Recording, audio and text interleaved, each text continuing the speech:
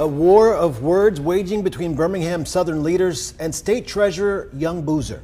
Thanks for joining us at 5. I'm Guy Rawlings. And I'm Sherry Falk. This comes after Boozer denied the school a bridge loan of close to $30 million, even though lawmakers wrote and passed a bill specifically for that loan. WVTM 13's Lisa Crane live and local at Birmingham Southern tonight.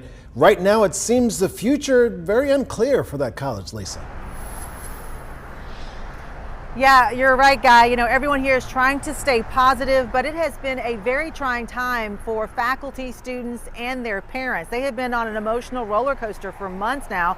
We spoke to an Alina mother today. Her son is a BSE student, and her emotions ranged from anger to sadness to hopeful just during our conversation. Birmingham Southern sophomore Kaysen Bustamante is on the football team. He's a math major. His mom says he's thriving at the 167-year-old liberal arts college. We're hopeful that something will be worked out for BSC. He doesn't want to leave there. But he may have to leave in a few months if the school shuts down amid financial struggles. They had hoped to get a bridge loan from the state after lawmakers wrote and quickly passed a bill to allow for such a loan specifically for BSC. But State Treasurer Young Boozer denied that loan.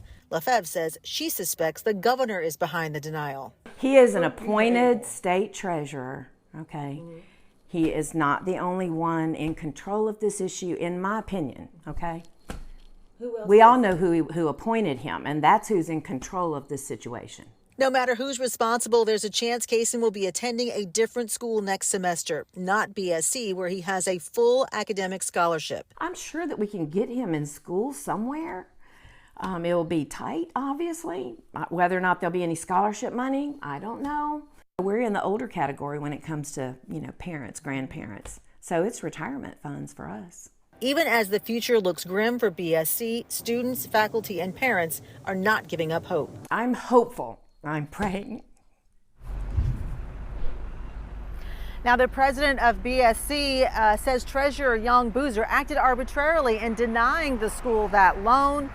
Boozer responded by saying the president was wrong. Now, Boozer went on to call the college a terrible credit risk, comparing it to junk bonds. Now, the school's response to that was if a college or university had an A rating from Moody's or an excellent credit rating or the ability to borrow more from a bank, that institution would not qualify for the Distressed Institutions of Higher Learning Revolving Loan Fund because it would not be distressed. But because BSC is distressed, the treasurer says the college does not qualify.